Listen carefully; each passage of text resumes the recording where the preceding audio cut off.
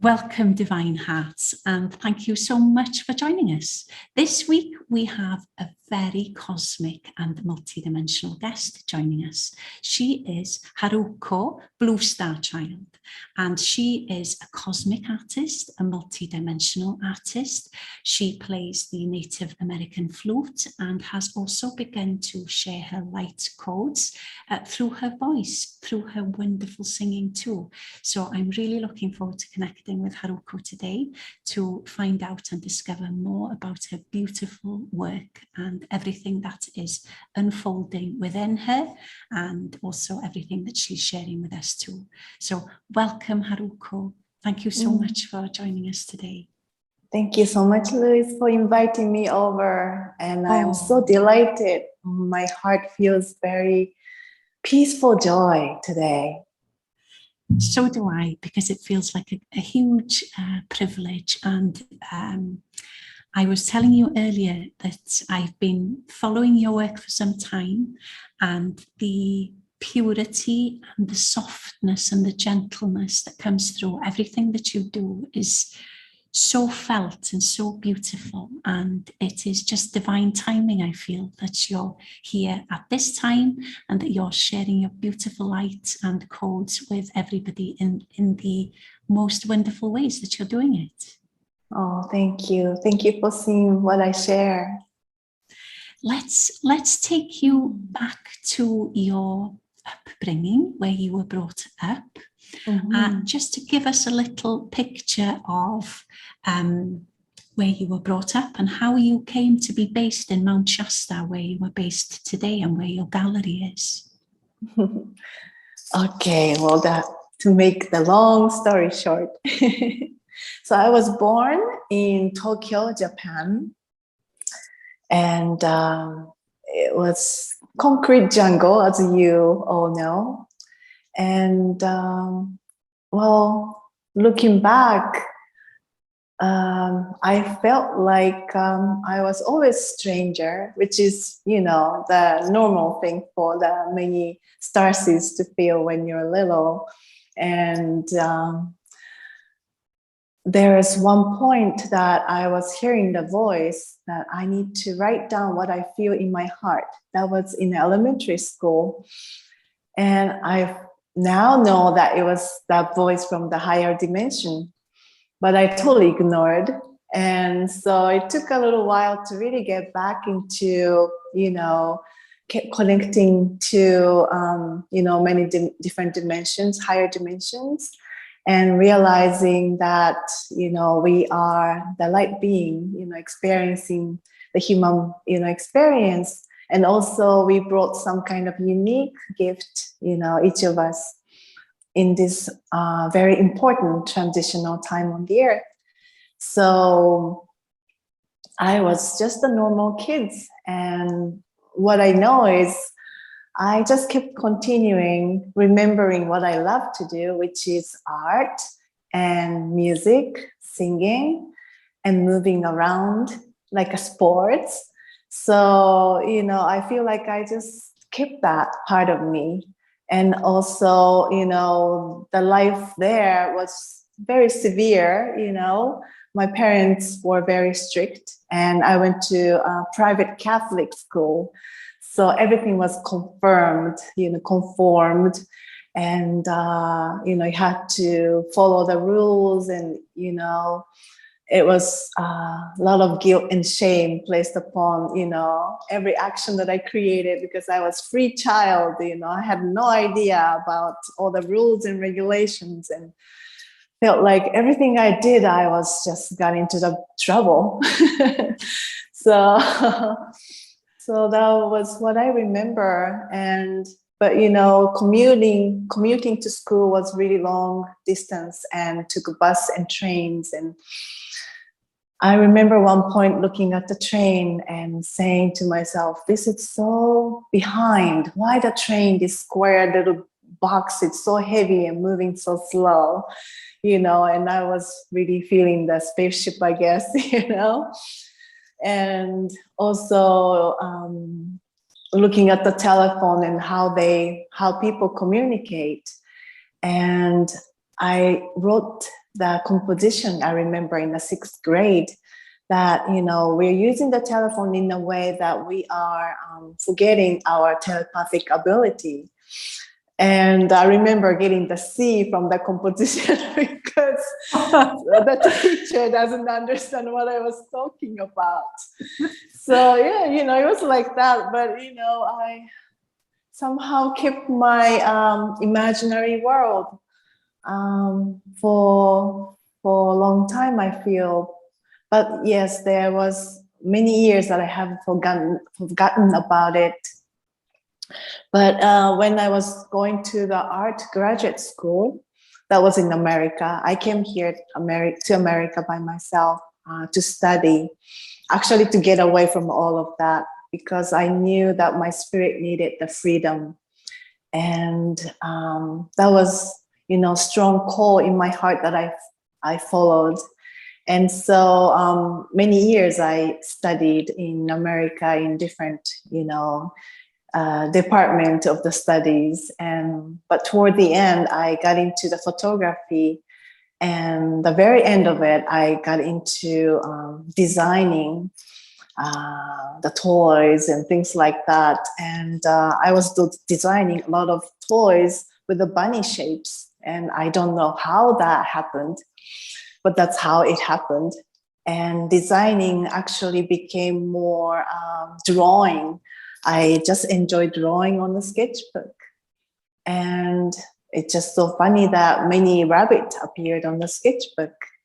And the bunny was kind of like a shapeshifter. They started to grow some wings, or they looked like enlightened beings. And it was very interesting because when I was drawing, I could feel them, you know, and I was just so interested in that process of, you know, feeling the world. And at the same time, I was in my life where I was getting tired of everything, like a school, work, you know, a party, you know, just living life like, you know, regular way. And I was starting to question, you know, there's something more. And I remember when I was little, there was something more, but I kept on ignoring, going to school, you know, went to work like many other people. But that was the point that I was really starting to question, and did some, you know, traveling to India and Nepal and Tibet, you know, around that time, year 2000. And so, you know, that was the introduction period for me to get back into, you know, connecting to the spirit world. So you've already mentioned these adorable little bunnies, these rabbits that came into your drawings, and how you began to be taken into other dimensions. Can you share a little bit more about those experiences and what you learned or remembered from those experiences? Right. So as I shared now that, you know, they started to shapeshift and grow some wings and things like that. And when I drew this cosmic rabbit map, that was when I felt like I got introduced to different dimensions. And I can try to show you, but it's very large, like 10 feet long. Okay. And so basically people say, you know, you follow the rabbit holes, you know, and I felt like that, you know. From there, I started to draw different shapes, and, you know, those bunnies, they started to lose ears, but became different, you know, and got more complicated sacred geometric shapes. And I can feel little different energies from it, you know, different energetic code or, you know, designs. energetic signature, I guess, from different beings, from different dimensions. And it's really about, following my feeling, because you can't really understand what is really going on.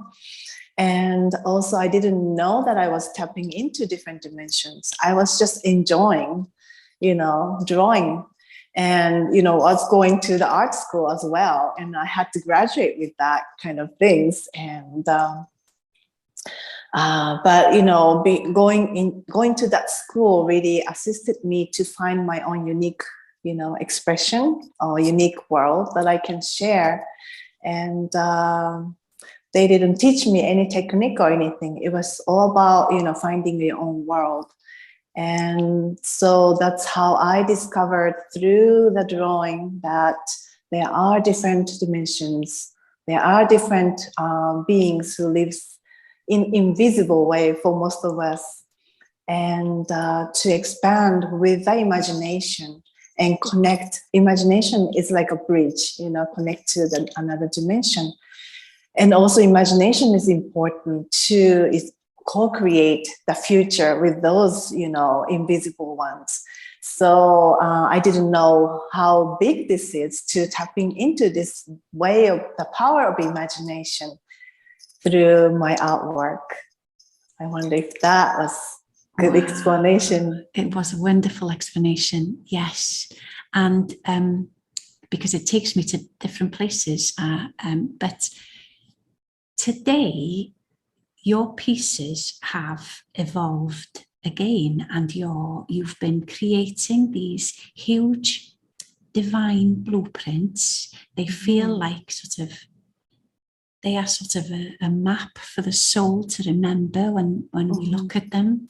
And you've been drawn to create things that are very much linked with I know one piece is called Atlantis Rising, and then another is called Lemuria and Atlantis, the merge of both. And so I wanted to ask you a little bit more, because those are so powerful, but it's so interesting to explore more about those energies, why they are important for us to connect with at this time, and the process that you went through when you were creating them too. Right. Yes. Well, I started in this way in 1999. So it's been a quite process. So far, it's about 23 years up to this point. Yes. And so as I drew, maybe I can take you around to show you the earlier drawing. So they're all coded, So as I am drawing, I am sure that I was activating myself as well as I was remembering, what's deep inside of me. Because people ask me, how am I receiving this information? And my answer is everything is inside of me, inside of the heart. That's where everything is connected. And that's where you can tap into all the information. And yes, there is a way that you can receive the information from outside, but most of the majority of information that we think we've forgotten is all inside of us. So, page by page of my drawings, and also, after I creating these large drawings, it's very impacting to every cell of my body, and also, impact deeply into my heart and activate something. So, one after another, I, received activation through my drawings. And so, it was just step by step of the remembrance of, different star system or different dimensions, different civilizations, and just follow the feeling and, remembering that, that information or memories that we have experienced in some way in another incarnation. And also I am, kind of realizing that these information come from aspect of my future self in a way. So it feels like tapping into the future Earth and bringing in those, new Earth blueprint. That's what I call them. And so I feel like that's why it's important right now for me to share these blueprints of the new Earth, so that, many of us can, be kind of activated to remember, and, also activate the doorway, open the doorway for our gift to bring forth and share in this time. Oh, absolutely. Do you know what's going to be coming through before you draw? Do you see it first, or does it just come through? I don't see it, but I feel some kind of big, vague feeling. And I explain to people that my drawings are all freehand. I don't use rulers and compass, even, circles. They are just, drew by feeling. And of course, I start with a pencil and eraser, to make sure that those lines are, resonating with my feeling.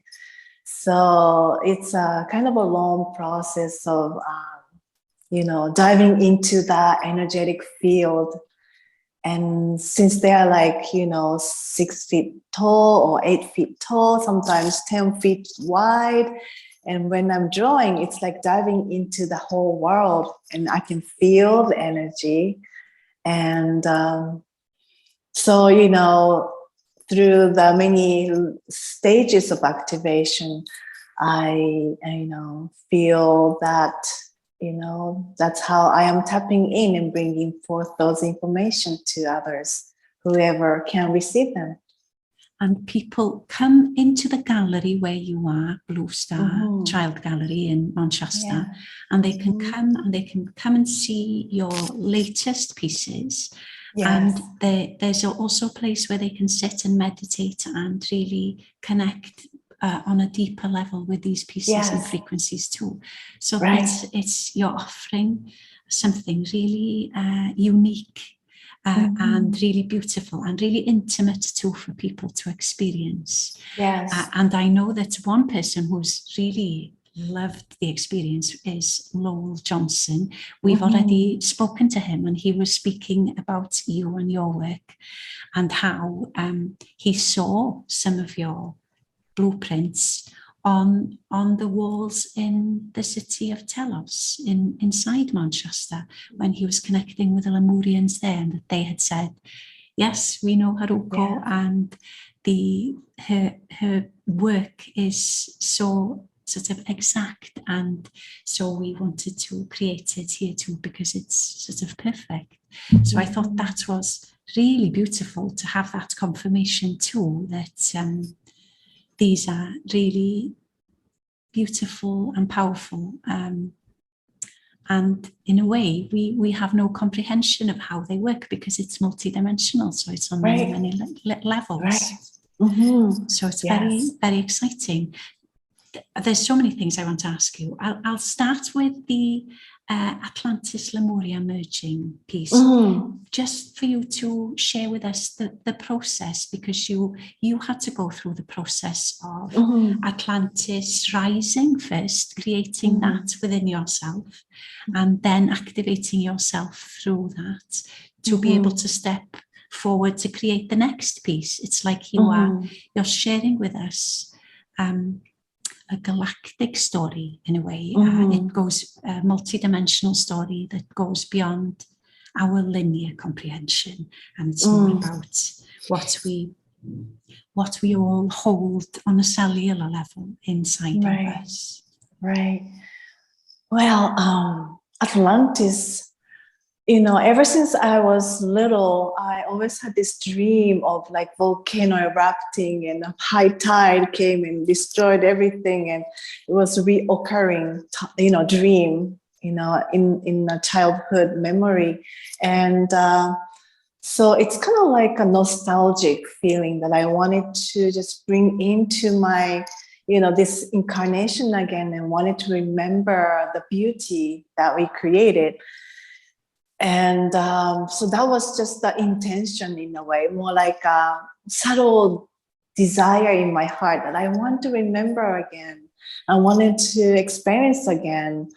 And I guess that came through onto my sketchbooks. And so I just wanted to feel it. So I ended up creating it, and then that was took about several months to create it. I don't remember exactly how I remember all that. It just comes into my feeling and just keep drawing it.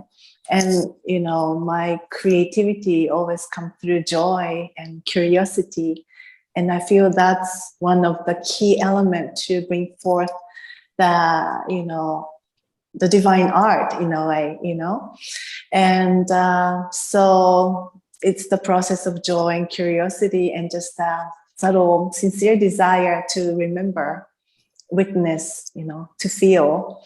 And I thought I finished that, the drawing, but, after years, I kept it rolled up in the closet, and I felt to open it up, on the floor, and I look at it, and I want to layer the Lemurian energy now.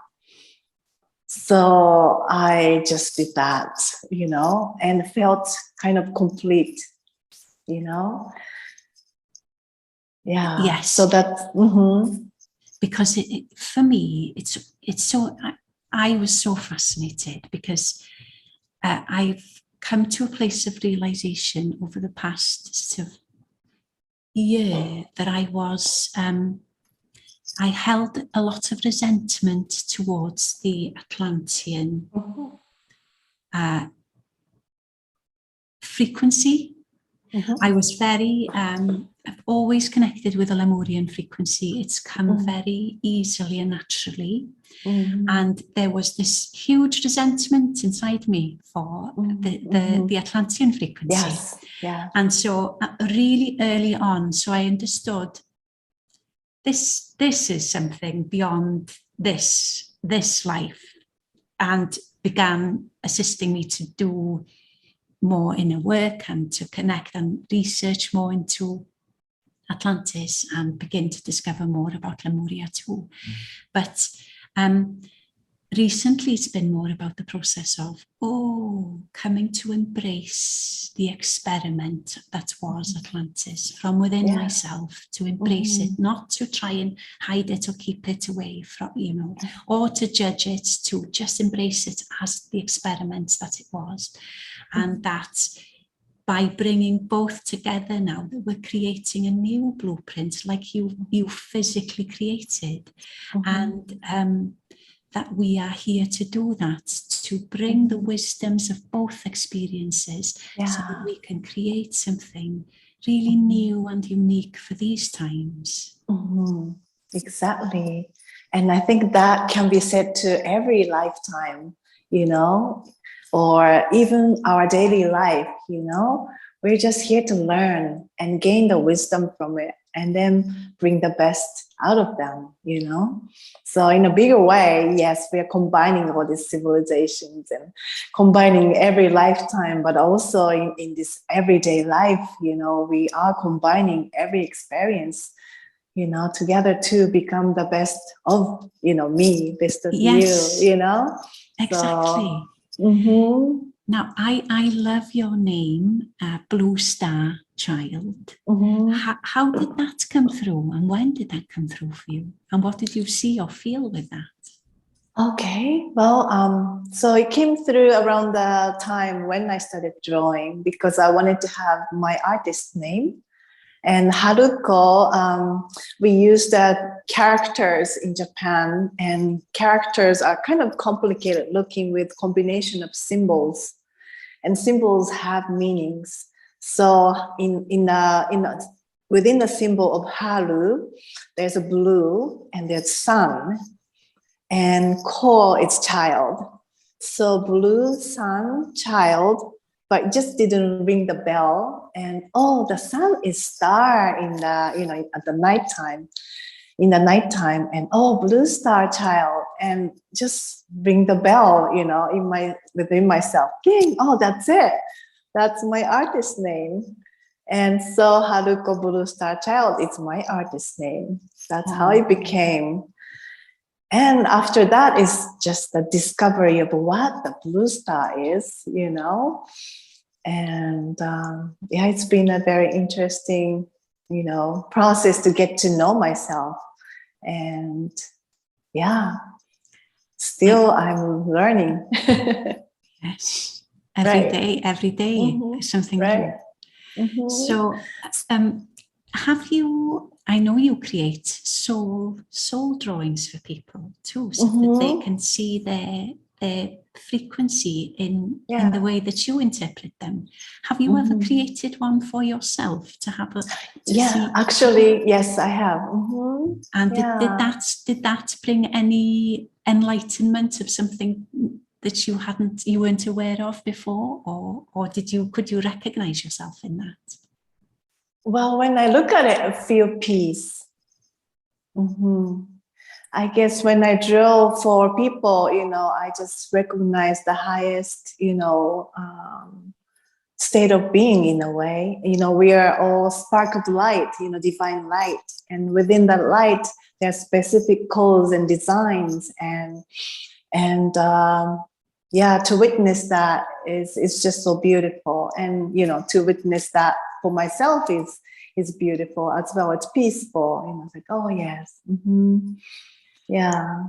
I was watching one of your videos on YouTube recently where you were playing the flute so beautifully. You were on top of a mountainside looking down on the heart-shaped lake that you have there, with the mountains in the background. And so you were talking and then you were playing, and we could see there was like the light from nature, the elementals were sort of communicating back while you were speaking too. So it was all very so beautiful. And I wanted to ask you about your playing of the flute, because it's so sacred.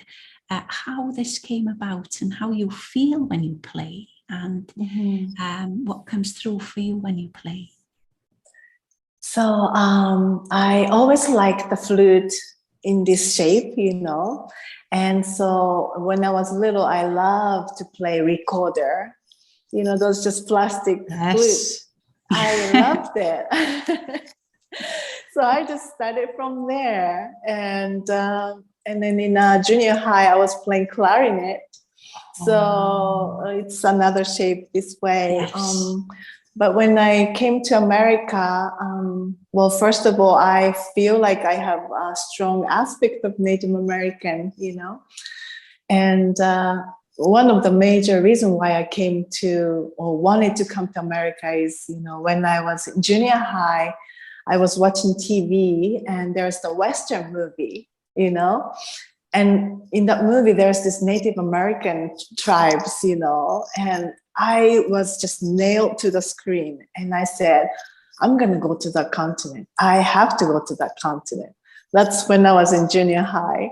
And so I think there is a strong something in me about Native American. And so I came to America and I participate in one of the powwow gathering. It's like a Native American gathering and they dance, you know, together and sometimes sing. I mean, it's like a big showcase, you know, and there's, you know, tent with different products, you know, that they're selling. And I found the flute section and so I purchased it. That was the beginning of the, you know, being introduced to the Native American flute. But I haven't played so much until I moved to Sedona, Arizona.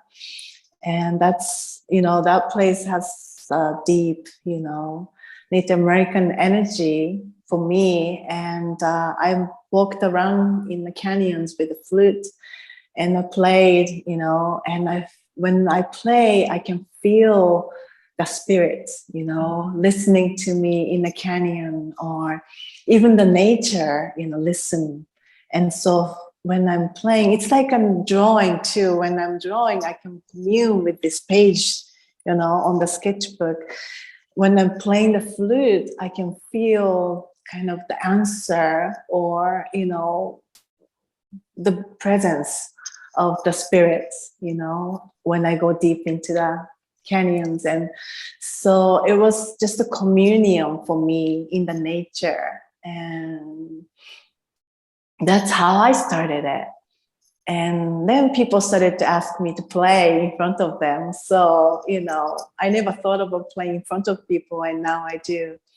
Because I can bring that feeling of communion with the spirits. And now, not only the spirits of the land, but also I feel like I can bring the, energy from different star system, for example. I'm good at, Pleiadians, for example, or Lemurians. They're very gentle and loving, and I can bring that through my voice or flute.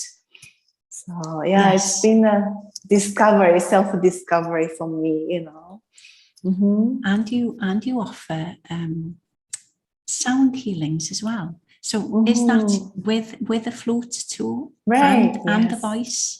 Yes. Is it? Mm-hmm. Oh, so Yeah. that's very, very special.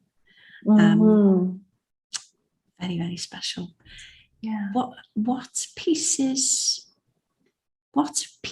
have you created that you feel maybe were really transformational for you, that felt like a real process going on within you when you were creating them? Well, all of them actually. I think I can walk around and show you like several pieces. Yes, Yeah. that'd be lovely. Okay. So I know I can switch the screen. So I will start from another room. It's called Dawn of Spiritual Awakening. And that one really came deeply to my heart to really activate deeply. So I will switch this screen to here. Okay. So this one is called Dawn of Spiritual Awakening. And I'll go a little closer. So I felt like this just penetrated deeply into my heart. And open up whatever it needs to be opened. Yes, and it reminds me of the Shekinah frequencies too. It's such a divine, sort of heavenly. It's beautiful, Haruko. That is so powerful. And the waves as well, and you can sort of feel the energy moving from the image. It's incredible. Yeah. And I'm just taken aback by how precise everything is. And you do all of this by hand. Yes, I center, I measure the center, but, I try to do everything with hands. Now. Okay, so I'd like to show you the rabbit drawing. And this is the earlier one drawing that has a rabbit figure. I don't know if you can see. Here's the bunny. Yes, I see. A very, very multi-dimensional bunny as well, I might say. It's taking us into lots of different realms. Yeah, she's very cosmic. Wow. So, and this is one of the guardian. You can see the bunny. I love that the bunnies came to you, and because it feels like this element of play was really important for you to be able to access things with greater ease, that they were there to assist you to access these things by playing, because you're in a higher frequency already when you're playing, because you're in joy. Right. And then also their innocence and the gentleness, I think, that make me feel comfortable to get into, the different world, unknown world, So there are great guides in that way, gentle guides and very loving. I have to share with you, because after we connected so that we could do this interview, you began to morph in my mind's eye, and I could see these rabbit teeth, and your face was changing. So do you feel like this rabbit is an aspect of you too, a sort of cosmic an aspect of you, or it's part of you? Feels like part of me, that teaching me the bigger aspect or another aspect of me, to really learn about different dimensions. So, and we are multidimensional beings. So I think we are functioning that way, or our guides or, our guardians. I bet they are like aspects of us, guiding us and teaching ourselves in a way. This is it. Yeah. And because they are jumpers too, it feels like they can jump in and out of different frequencies and dimensions as well. So it's like you're a quantum jumper in energetic terms.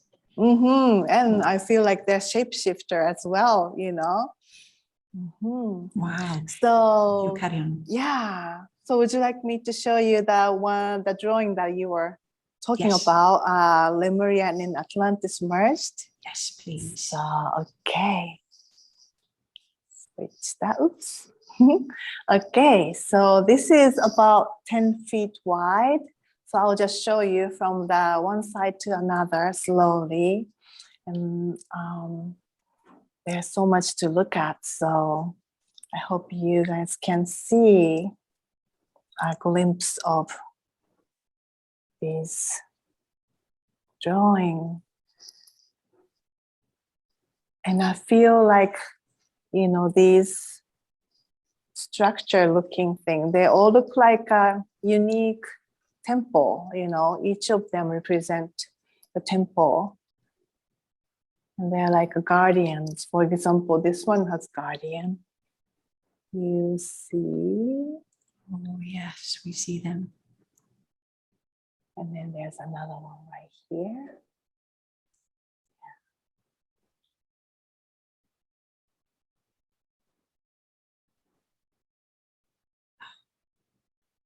They're so incredible. They're so delicate and unique and beautiful. And there's something really, we understand them on a soul level. And I can see what you mean, that they're all different temples and they're all saying a part of the history of what happened. And then especially there was one temple piece in the center which looked very galactic and about technology and things. And then the first one feels very soft and gentle. So there's varying frequencies going on in each temple. They're incredible.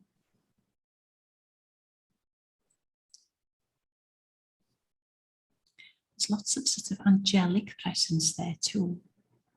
Yeah. Feels like they're a different, star system, star beings. Yes. And that makes me think of the lotus. I see it a lot here in Singapore. There's lots of beautiful flowers here. And it's as if it's, I don't know, I feel like it's like we wanted to experience the murkiness that the lotus is born from, in a sense, so that we could really evolve and grow as soul and light beings. It's like that's the sort of story of Atlantis. Oh, that's beautiful. Oh, wow.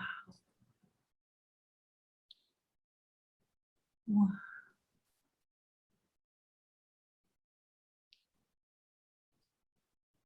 So that was that.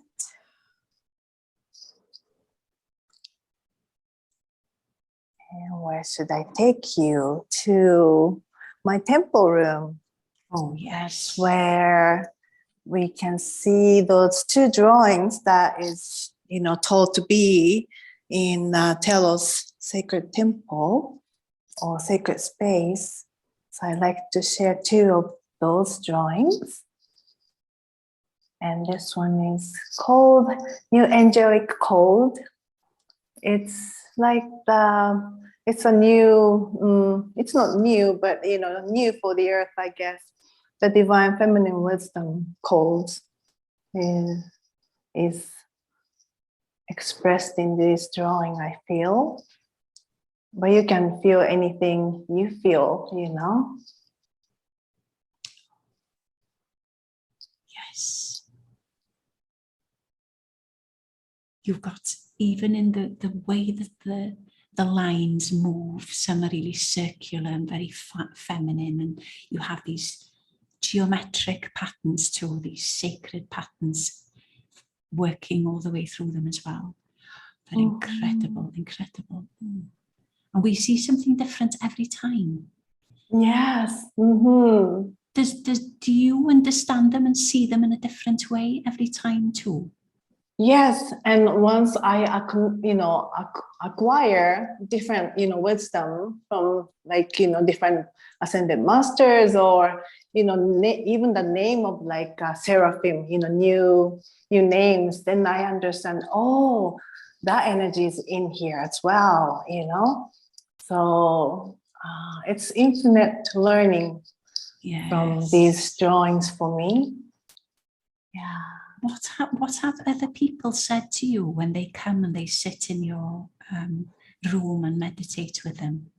Have other people Yes, they feel the source, they feel the origin, they feel deep remembrance and the peace when they come into this space.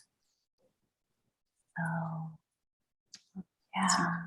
Incredible. And for the last, I will show you the Stargate of Golden Age. Oh, I love this piece. Wow. And what information came through to you when you were creating this? This, on the bottom, looks like a pyramid. So, every level of the pyramid we stepped on, it's like representation of every lifetime or every experience. And we learn it, in each steps, in each lifetime, and gain the wisdom and embrace all of them into our heart. And that way we can, go through this gateway in our heart to realize, we are divine beings, and just by embracing all and knowing that everything was divine, every lifetime, every experience. And from that realization, we, awaken into a bigger aspect of us, to recognize that we are the creator. And we are the, on the earth, we are the Stargate, receiving the love and living the love.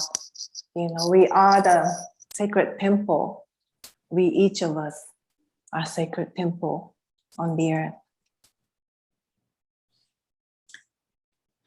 Well, Haruko, I don't know what to say after that, because you've taken my breath away with your beautiful, beautiful words. It's such an incredibly powerful piece, and what you've just shared is so beautifully divine, because we can spend a lot of time being in judgment about some of our experiences.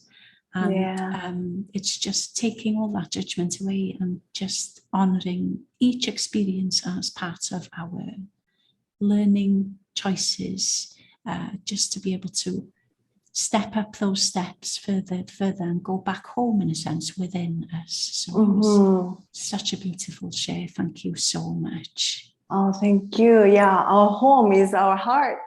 Yes. Yes. Oh my goodness. Thank you so much, Haruko. Oh, it is just my joy.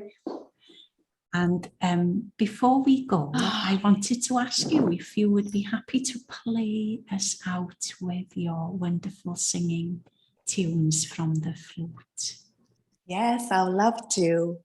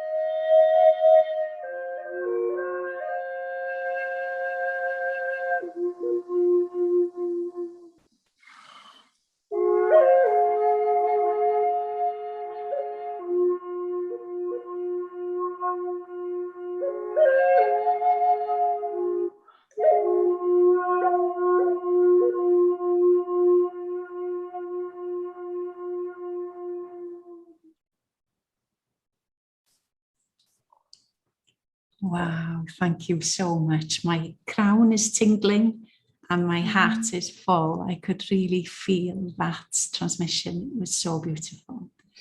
Haruko, thank you so much. It has been such a privilege to connect with you today and to share your space and all of your beautiful light work. It is incredible.